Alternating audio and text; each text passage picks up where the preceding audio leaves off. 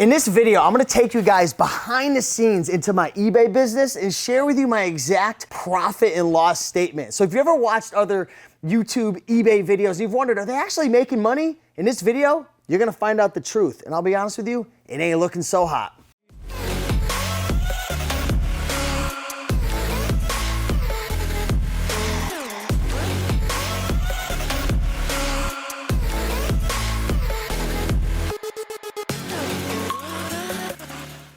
Hey, what's going on, everybody? Steve here, Raiken Profit over at RaikenProfit.com, coming back to you with another video. So in this video, I'm gonna take you guys behind the scenes, like I said, and share with you my exact profit and loss statement in my eBay business. And this is for one of the main accounts that we're working on right now. We're in my eBay warehouse right now.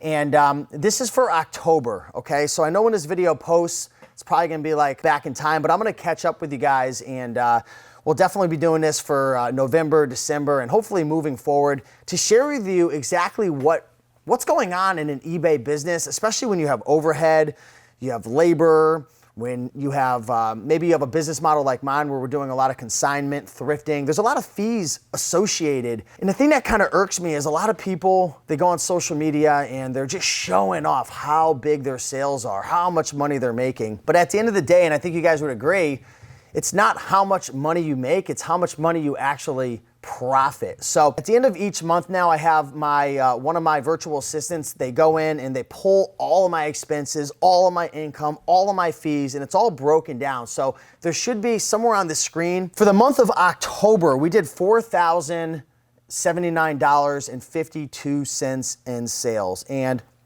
those sales came from pretty much three sources. One was consignment, another was thrift, and the last one was like pallets and auctions, okay? So we did about $4,000 and $4,079.52 in total sales. And at the end of the day, after all expenses, we actually ended up losing $661.86. So like I said, we're not doing so hot right now, but keep in mind, the way that I'm building this business right now is I'm building it without me having to spend a ton of time in it. If I would have avoided having this warehouse that we're in right now, if I would have avoided hiring labor, if I would have avoided having all the utilities that I have to pay for, then we actually would have turned probably like a $1,500 to $2,000 profit with this model. But again, I'm looking to build a business that doesn't require me to be a part of it, because a lot of people think they're running a business, but if they ended up in a hospital or if they had to travel for a couple of weeks or they had to take time off, their money would die, their business would die. So a lot of people think, oh, I'm incorporated or I have an LLC or, you know, whatever, I'm making money, so that means it's a business. I guess it is a business, but I'm looking for a business that doesn't rely on me. A business for me is something that earns money without me having to always exchange my time for money. So let's kind of break this down. So we had a little over 4,000 in sales. The warehouse, $750 a month.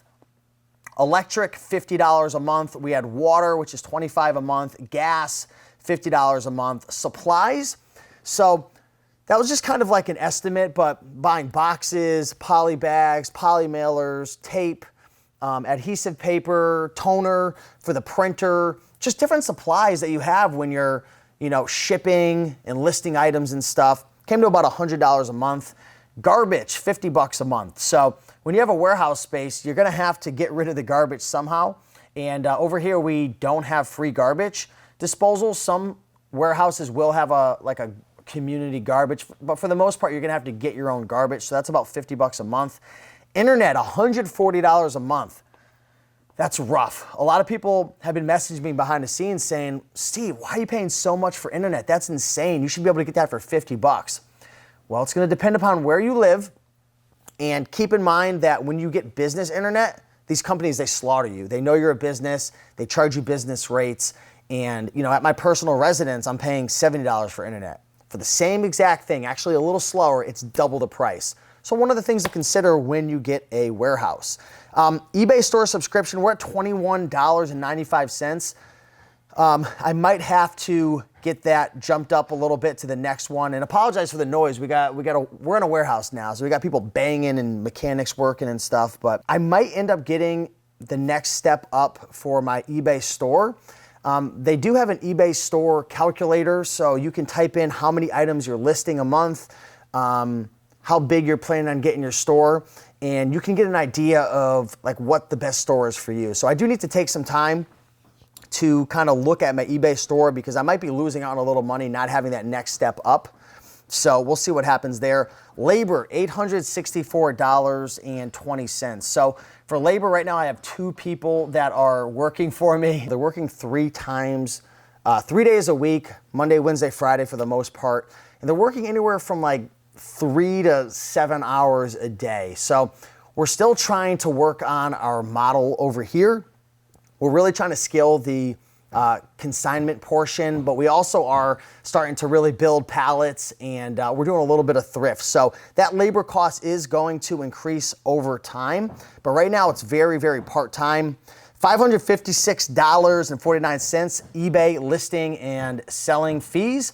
So every time you sell an item, you're gonna get hit with fees. So that's just one thing that you can't really do anything with. Consignee payouts, $425.03. If you guys didn't check out the video that I did, I'll put it up here. I talked about my business model of eBay consignment, how it works. So if you haven't seen that video, definitely check it out. But right now we're paying our consignees 30% gross. So if we sell an item for $100 plus 20 shipping, they get $30. So we paid out our consignees about $425.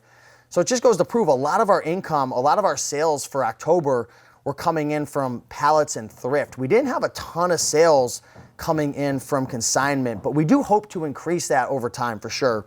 So shipping was $893.61. So we are charging shipping for all of our items, primarily because we're looking to build a consignment model. So a lot of this it's just an expense, but it's not really coming out of our pocket because we are charging for it. So I have to kind of reanalyze these numbers because I wonder if 893 would be an income versus an expense because we are charging. So I'm not exactly sure. I have to look into that. Promoted listing fees, $48.60. So right now we are promoting all of our items, and we are doing it about 1 to 2% over the going rate. So that's kind of how we're doing promoted listing fees. And refunds, we had $366.50 in refunds. We did have one big refund that was over $200. So if you're wondering why was there so much in refunds, that's the case. And then COGS, which is known as cost of goods, $300. That was kind of like an estimate because I had a lot of items that I had thrifted in the past that I hadn't listed up. So I was just trying to assess like a value to it. But all in all, after all the total sales, $4,079 minus all the expenses, it looks like we lost about $661.86. Now, the only thing I'm a little bugged out about now is I'm looking at the shipping. I wonder if that would be an income or an expense. I have to talk to my virtual assistant to see exactly how she categorized that. So it looks like I'm gonna have to do a little work on that. But right now we're gonna call it a $661 loss for the month of October. So I'm recording this video actually on December 1st right now. So November, we actually boosted our sales to almost close to 7,000. So we had a big boost in sales for November. So maybe we'll turn a profit in November. I will keep you guys posted with that.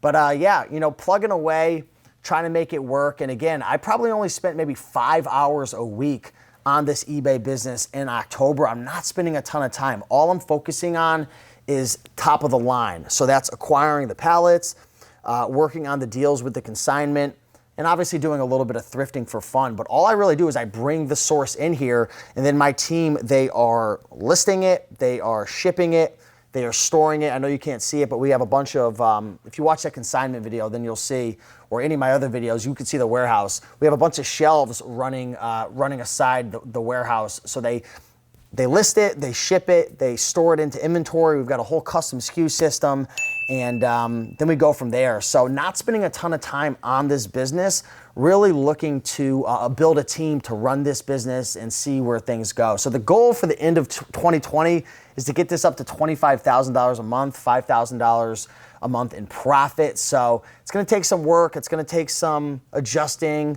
of our business model and building up our team, but that's the goal. But yeah, I wanted to bring you guys behind the scenes and share with you what's going on in the eBay business. If you guys enjoyed this video, like, comment, and subscribe, and leave a comment down below, and we'll see you in the next one. Peace.